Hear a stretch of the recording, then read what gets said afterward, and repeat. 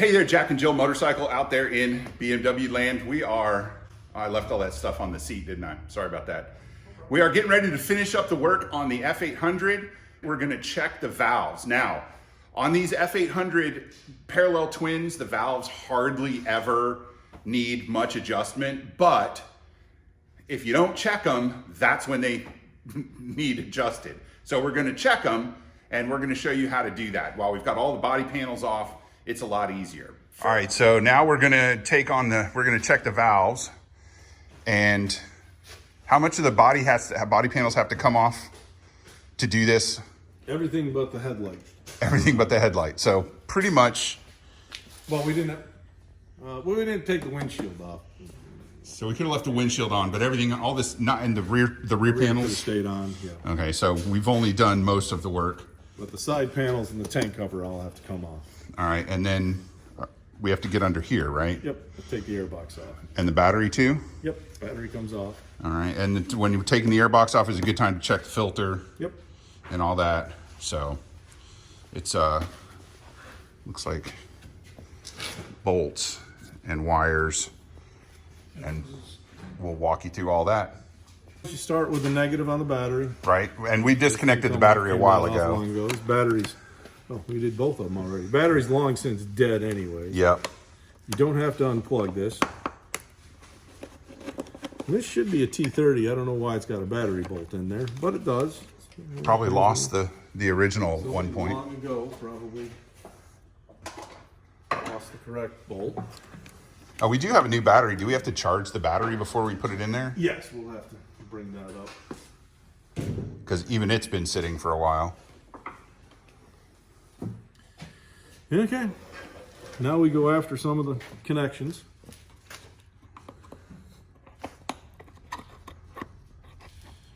One of the beautiful things about BMWs, when they want to give up the, come on now, is you have two connectors here that look very similar. And generally, if it can reach and it fits, it's correct. And now, never play around when you have a battery connected, because this is one of those rare cases where this will fit in there, but it's wrong because that won't reach. Can't reach there. Now, sometimes BMW does stuff where if they're sitting next to each other, this little pin here will be offset, so you can't plug the wrong stuff in. Gotcha. Get that, lay that aside. What is this? What is this thing right here? Looks like some kind of solenoid. Yes, that's some kind of solenoid. It's for the recirculation on the engine. Oh, okay. Just pop that tank venting valve up, set it aside. Disconnect the exhaust gas valve, or crank gas valve, I should say. Set that aside. So once all the connectors are off, then you can take the airbox cover off. Well, we're not all the way through the connectors yet. Of course not. We've got the starter relay, that lays aside. Airbox, intake horn. Woo! Nice catch. Oh, that looks just like the, looks like a mini version of the GS air filter. It is, and we've already replaced it. Yeah, I was gonna say that looks nice and clean. Okay. Then you've got two bolts up here. This setup reminds me a lot of the airbox on the 1200 water-cooled GS, although there's no gas tank right behind it. And I like to take these washers off too, because they will fall off.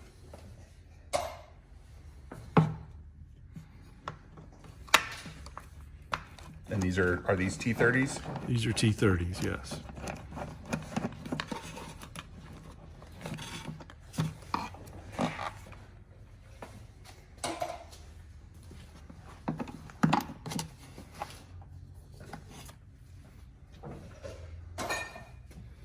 And you come back to this bolt.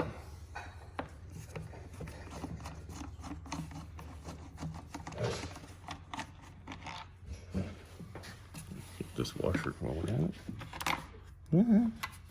Those are exactly the kinds of things I like to lose.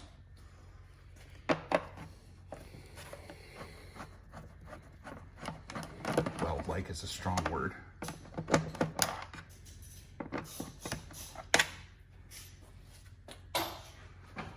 One more connector. Oh no, that doesn't. That stays there. We still do have one more connector. That's another story. Then carefully pop the air box up. Do not try to remove it fully at this point. Is there a connector underneath? Yes. If you can, I'll get a flashlight in here. There's a couple of things. See these hoses? These are the old hoses. Okay. These will need to be replaced. To remove them, just Get in there and pop them off. get in there, pop them off. So why do they need to be replaced? Just because they're old? I'll show you when we get the air box all the way up. Okay. Not popping off because they've been on there forever.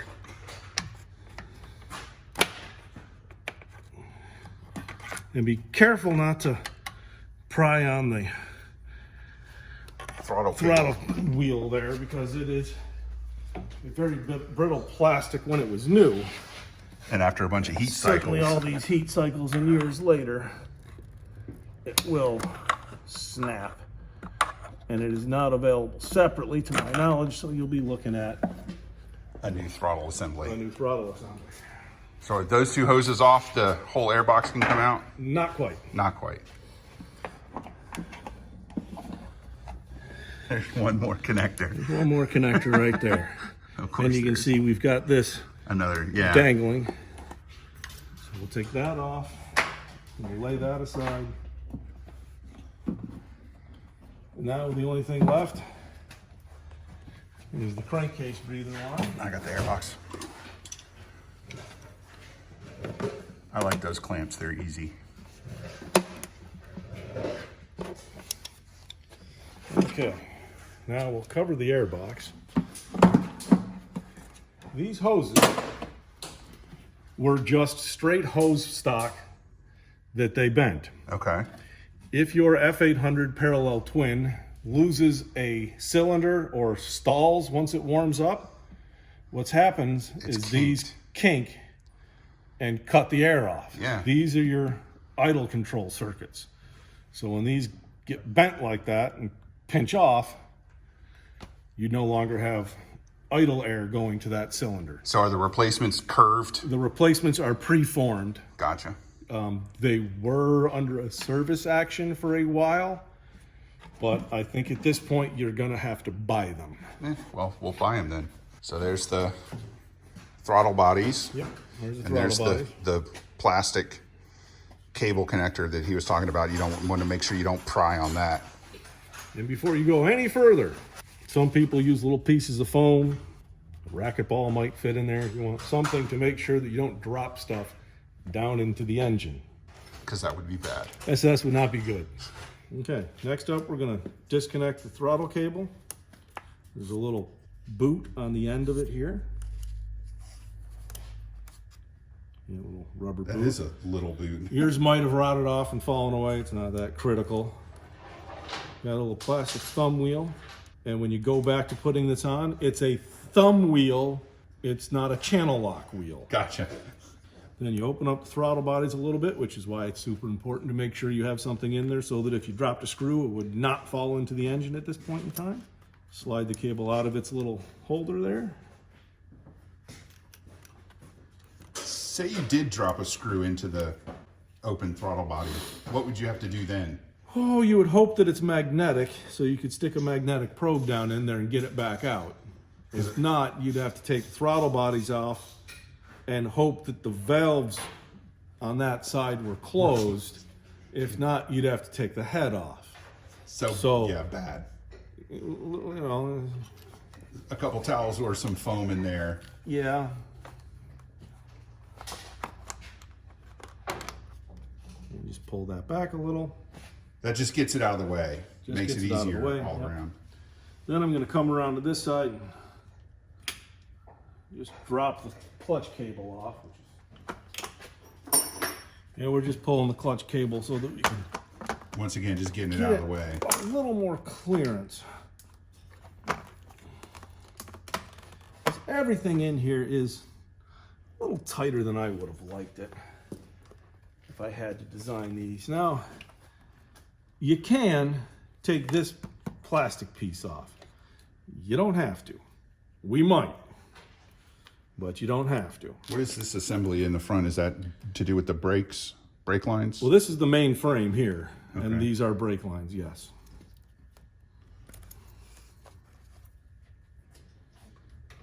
Ignition coil wires come off. Handy dandy factory Coil puller. coil puller.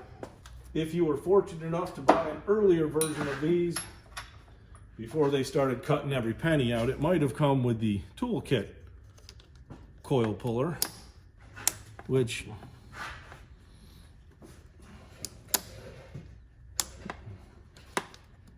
Slides in a particular way.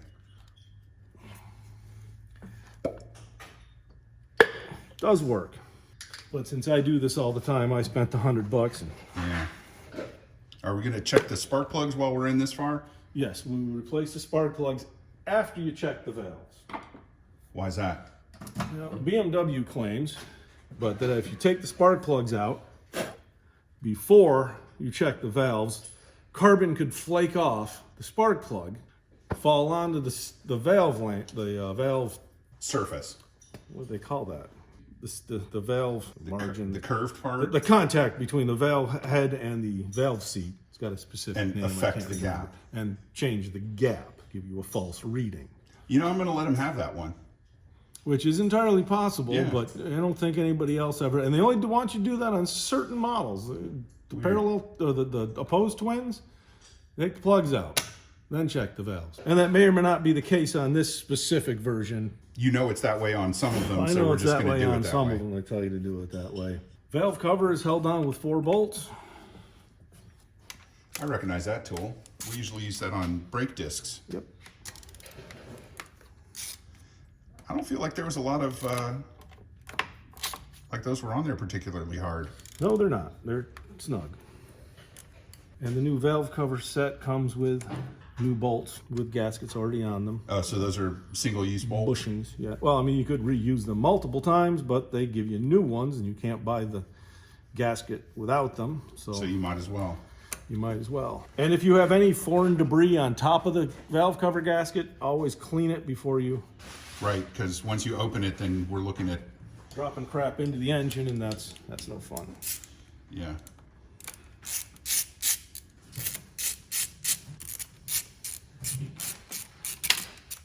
What's the typical interval for checking the valves on these? These are supposed to be done every 18,000 when this bike was new. Okay. Again, like most things, that is subject to change. What's the interval on the spark plugs? Is it the same? Same, yes. So it's not like they want you changing the spark plugs at 12 and then checking the valves at 18. Right. And even if it did, I would say, nope, I'm in there. Yeah. Do them all at the same time, because you're in there. Yeah, and even though it didn't take us long to get in there, if you come in with all the body panels, it takes a lot longer. We just took those off a long time ago. And I have done this a few times. Yeah. Like many things, you can't just go pulling this out. What? There is a plastic chain rail over here Okay. that if you pull the front of the cover up too quickly, you will snap off. And it'll fall down Down into in the the engine. engine, yeah. Recurring theme you'll hear quite often. Well, this is probably why a lot of people don't, do intense engine work on their own. And the valve cover was just a little sticky on this one, not too terrible. You see now that clutch cable's gonna be in my way. So push it back.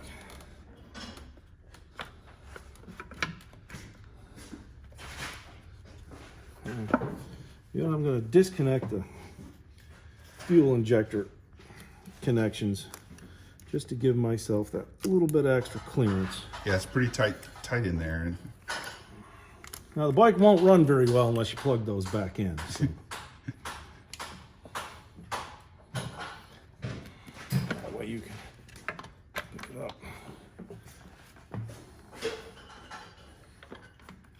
I see now why you sometimes remove that plastic shroud. Yeah, you remove the plastic shroud, you can get the Gives you a little extra wiggle room. clutch cable all the way out of the way.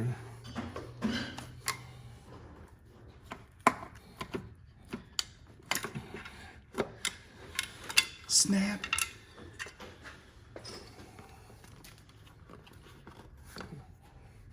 This gasket that was there goes down there. We'll cover that when we replace it. Okay. Now, if you have a parallel twin or K1200, K1300, K1600 that's burning oil, it is potentially That gasket. this gasket, because this is the crankcase breather exhaust gas recirculation system. Okay.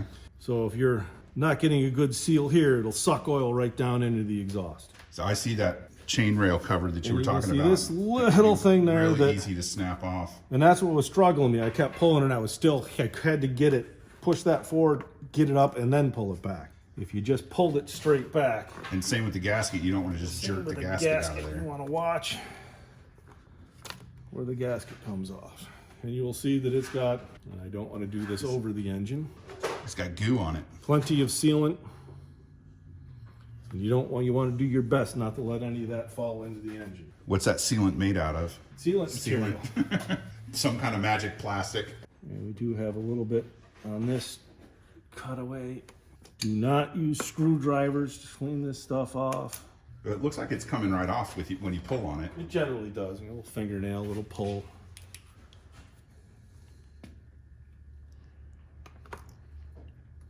This is the exciting part of doing this, right? The cleanup. This is the fun stuff. Yeah. And then the other thing, when we go back on, you'll also want to watch that you don't roll this little seal here. Okay. Because if you push the valve cover on, this here, you can see where the seal touches the surface there, the little wear spot. You want to make sure that it's not pulling that seal off. It's kind of tricky to get these things back on.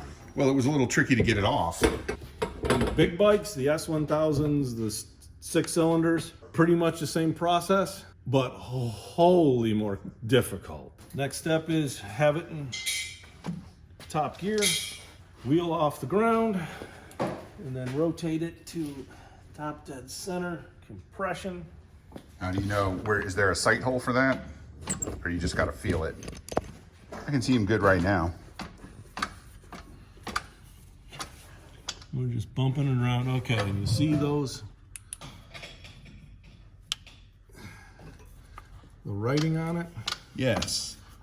It says, does that say sexy?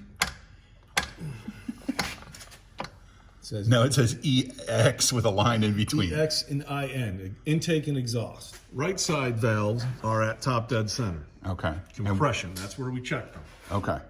Now we'll put the bike back down. Take a look at the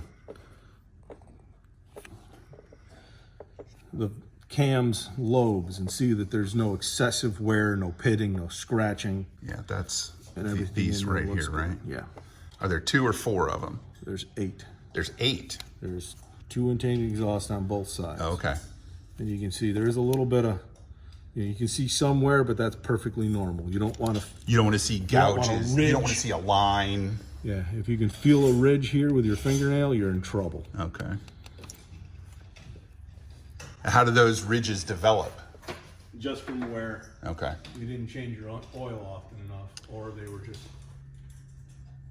bad to begin with. So here you can also see, it says Rotax and made in Austria. Again, look up your own valve clearances. Right, because depending on the model and the year, Model, they could be a year, little bit they all different. change, so we're not even going to tell you. Oh, your feeler gauge is so long. Helps if you have a long feeler gauge that you can come in, because you want to go between the between the camshaft and the follower. Okay. Which, when you're coming from this side, It's difficult. it's easy. You can't get it underneath the follower.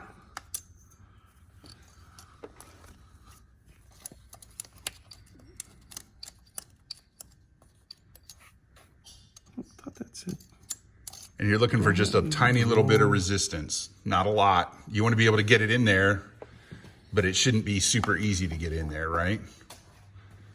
I think I may have misquoted on which way we've got that set in the motor set.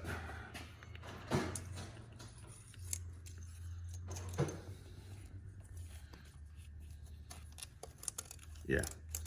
I was wrong earlier when I said we had it the right side. We got it the left side. You were what? I was I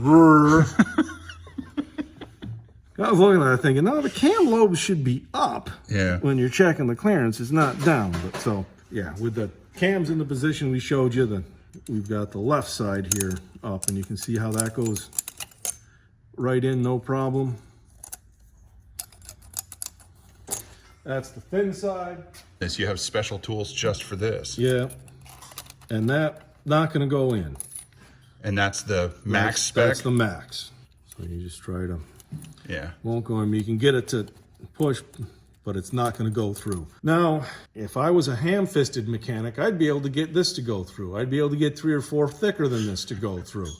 But you're not trying to shove these through as hard as you can. They just slip in. If they slip in, they're fine. This is where they do get a little tricky. Oh, so the exhaust's a little more difficult than the intake? Yeah, because you've got, can you see that down there? See where I'm putting the... Yeah, sort of, almost. And this is where you can hook it under the valve if you're coming in from the wrong side. Gotcha. Some people take the radiator off for this, and it does make life a little easier. Oh, if only it wasn't full of fresh radiator juice. Yeah, if only the guy that worked on it last didn't do it out of order. But, you know. You can fire him. You can see that one, right? Oh, yeah. Yeah, I see the spring down there. And again, this is going to be a little... See how that just fell right in? Yeah. That's what you're looking for. Gotcha. And then the thick one should... The thick one will not go in. This one you won't be able to see me get into. That's all right. We'll trust you. But you can hear it go in. You can see it come out the other side. See it move, yeah. We got a lovely shot of the back of your hand, and that's what really matters. Yeah, well, that's the problem with this stuff. It's tight. And it takes practice. And it's important that you go on top of that and not under it. Down there and get it under the... And you see that's Won't go not in. going to go in. Yeah. Same thing again. I can get it to kind of start, but it ain't going in. Then you rotate the valve or the engine to the other sides at top dead center. And you do the same thing on the other cylinder. Same thing on the other side. So we're not going to show you that because Just the same, only different. Just the same, only on the other side. And if you have a valve that is off and you're not really comfortable working on your own stuff, do yourself a favor and take it to someone who is. There you go. Because there is something going on if you have more than one valve that's more than just a little off. And you have to, they're not adjustable shims, they're little button shims. So you need a shim pack, you need to measure it, you need to do math. It's just a... That sounds like a big hassle. Yeah. Once math is involved. Once math is involved. All right, we'll get back to you when we're putting the lid back on, or the cover, excuse me, not the lid, and getting it all buttoned up. All right, so this is our gasket kit to put the valve cover back on. And we've got, these are the bolts that George said were single use, and they put a set in the gasket kit. And then this is the bone gasket that goes right on top in the middle. And then, oh, that's, gotta hold that out a little farther. And then that's the gasket that goes under the cover. Is there anything to specifically watch out? Because I know you said you gotta use the sealant on these. We'll cover all that as it goes back on. All right, let's get to it. So do you need to put oil on it or anything just to get it wet? This gasket just goes in. You just tap it in and it's fine. Just tap it in. And it only goes one way. Oh yeah, because the little thing in the middle, you can't. No, it's reversible. But it only shouldn't say it only goes one way. It doesn't, it goes both ways, but not upside down. Gotcha. So the formation of the ridges on the gasket help you get it in correctly. they go down into the recesses of the cam cover. Down into the bowels of hell. This is always a bit tricky because as you see from being in the box, These little things are flat. Oh yeah, and they've got to be like that. They gotta be like that. So do you put the sealant goo on it and then get it in place, or do you get it in place and then work the sealant goo? I put the sealant goo on the motor. Special sealant application tool. That looks like a screwdriver. It is. It's a clean screwdriver. A clean screwdriver. Hey, you know, not every tool has to be fancy. And we have already cleaned all the surfaces the sealant is going on. So does every surface you can find need a little bit of sealant goo? Nope. Just the curved parts. Just the curved parts. Put it on the motor, so that way you don't smear it all over everything when you're lowering the gasket in place. Yeah, because if it's on the gasket, then you're gonna push it around. You don't want to get any sealant on. Oh, it smells wonderful too. Oh, what is that smell? That sealant smells horrible, George. So now you're putting the gasket on the cover. Snapping the gasket into the cover.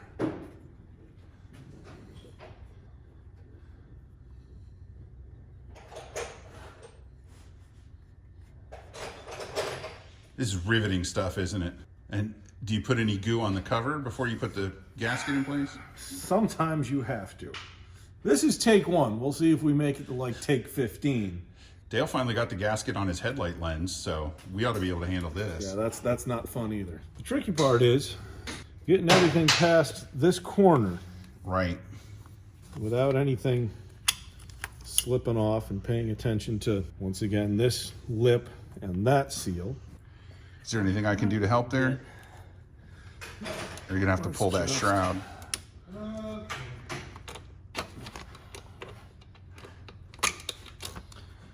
Are you just gonna pull the clutch cable? Yeah, we're just gonna move that clutch cable back out of the way.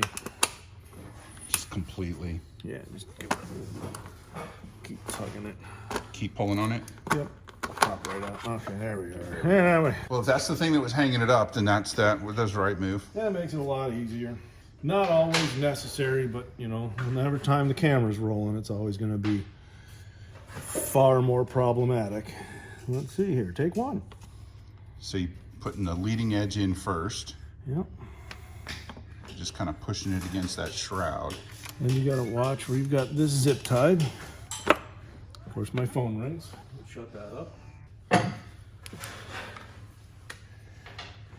I feel like you sure I'm mostly got not it. On that lip, making sure those fall right in place. Did you get that on the Gotta first try? Check the gasket and make sure that it hasn't slipped off the valve cover anywhere, because it will leak. Does it Usually not on my test ride. Usually when the customer's on his ride home? the guy who lives 70 miles from here gets about 60 miles toward his house, and it's starting to smoke.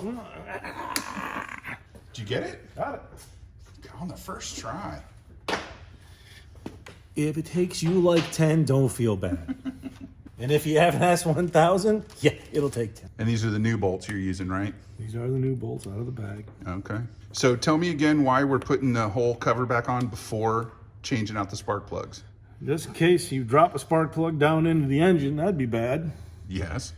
Or if you drop it on top of the rocker or the cam, break a little piece of that ceramic tip off into the engine well, that'd be really bad. So out of an abundance of caution. Oh, yeah, out of an abundance of caution. Or as added an abundance of caution, as we've heard so many times. Which, of course, that means it's a complete lie. It's really a miracle that anybody ever watches these videos. Well, That I was told to be quiet, yet you two can carry on. It wasn't you that we asked to be quiet. It was the other guy. this is called color. This is banter. This is commentary. Yes. This is bullshit. You guys were having an unrelated to this work conversation. That's such a comforting sound. Do these have a... Off of the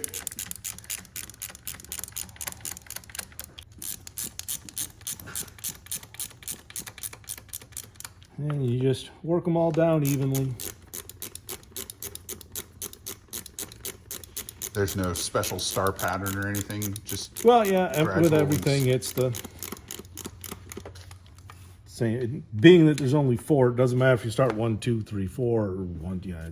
Once again, with the K16s and all that, there's a 12, 14 of those bolt covers to hold them on. So there is a very special pattern there. And even though I know what this torque value is, I'm looking it up, and I'm not going to tell you. But the important part is that you're looking it up to make absolutely sure you've got it. Of course, if you're astute enough, you'll see it on my torque wrench when it Just goes green. There you go.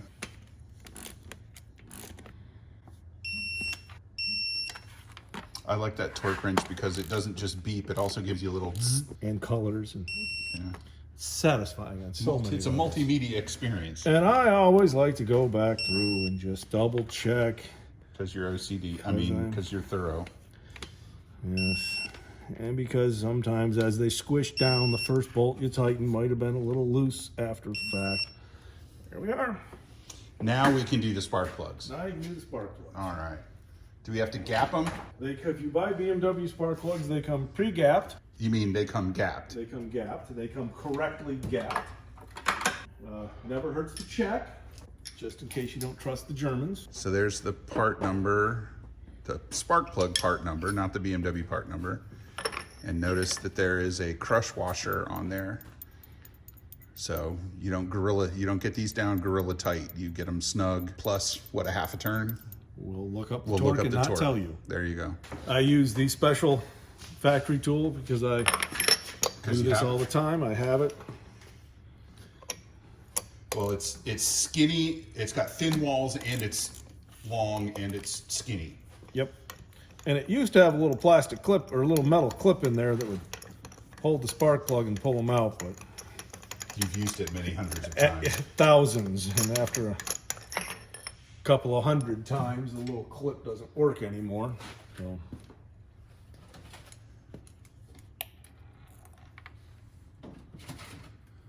That's pretty well used. It doesn't look degraded. It just looks a little dark. A little oil fouled for the miles that are on it, but that's what happens when it sits. Yeah. You know, this bike probably had spent several years between running a couple of times. And you can see that we're putting the exact same spark plug back in it. And do these go in recycling or Yep. or They get recycled. and there's the other one. Looks pretty much the same.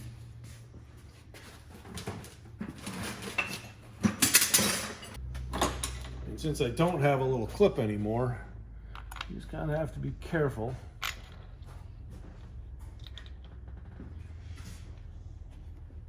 You can set the spark plug all the way down the hole. You don't want to just drop it in because you'll Chip something, no You'll doubt. drop it on the electrode and you'll screw your gap up. And it's also important to start the spark plugs by hand. Yeah. Don't use an air tool. Do people really do that? I will come to your house and throat punch you if you start your spark plugs with an air tool. Yeah, No violence. air We mustn't tools, threaten violence. electric drills, they're spark plugs. Oh. And again, And this one, we're not listening for a beep, we're listening for a click. There it is.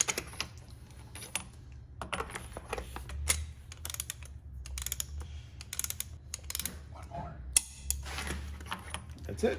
Okay, I'm gonna show George putting the throttle cable back on where it belongs. This has 2 ramps on it, and if you were watching closely on the disassemble video, we took it off this lower ramp here. This is the high horsepower ramp. This ramp is the low horsepower ramp. Oh, okay, so you can get different throttle response by where you route the cable. Correct. You also need a different, this piece here Clip thing. has a hole over here on the low horsepower. And you see this is in line With the high that. horsepower. You have to make sure that your throttle cable is not at an angle. It has to be straight. Gotcha. Thank you for that tip.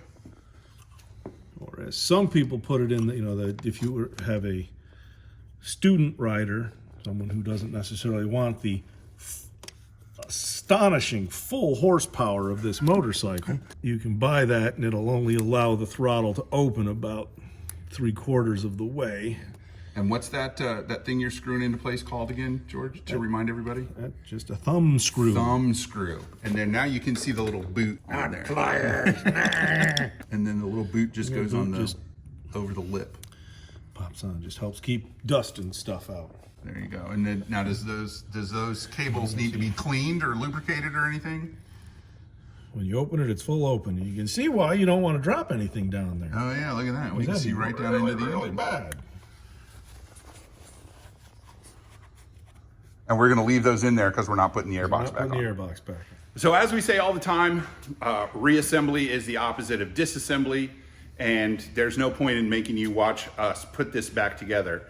You can just start the video in the middle and watch it backwards. You want to make sure that you get all the connectors reconnected, all the electrical connectors. You want to make sure that you put the same number of bolts back in that you took out. In this case, the airbox is held in with 4 bolts. 2 of them are under the battery.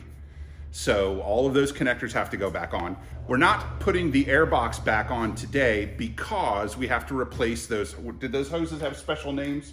Idle air bypass hoses. The idle air bypass hoses, as George was telling us at the beginning.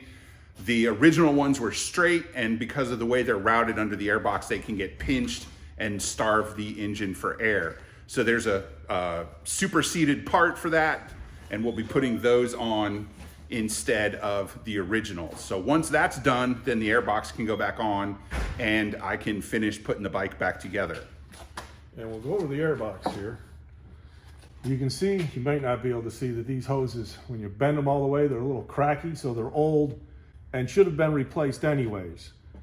But they would come off the airbox out of the bottom here. And again, you'll see the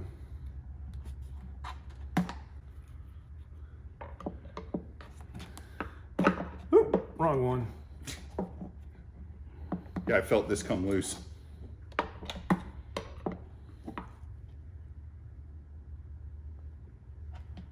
Man, these are really sticky. On the 800s, I don't know why they have these extras. Do they have to get plugged? No, they're from the factory, but they're blocked. Oh, okay. So you put them on, and the new ones will come in. You can see how this hose, pop this off just for show and tell, but we'll probably revisit this when we get the. See how this hose has pre-bent 90 degrees and whatnot? It's molded or formed. That's how the new ones will come in. So there you go. So this will go back on after we get the replacement hoses. And you can kind of see, if you hold that one up right here, you can see how that's a little sharp and slightly restricted. Yeah. And that's why when it heats up, it just folds and pinches right off. Yeah, just like a garden hose. Just like a garden hose. Yeah. So that'll go back on after we get those replacement parts, which, because it's a Monday, we can't even order today. We have to wait till tomorrow to even call our dealer to get those parts ordered. Thanks for joining us here on the MOA's YouTube channel for another tech video. Please do the like and subscribe and comment shuffle. As you know, that helps us get closer to the top of the list so more people see these videos, although we really make them for you. Take it easy. We'll see you again soon, and enjoy your ride. This is usually where I say goodbye, George. And you don't say goodbye, George. You just say goodbye. Raus, du raus! Did you just tell me to roust the women?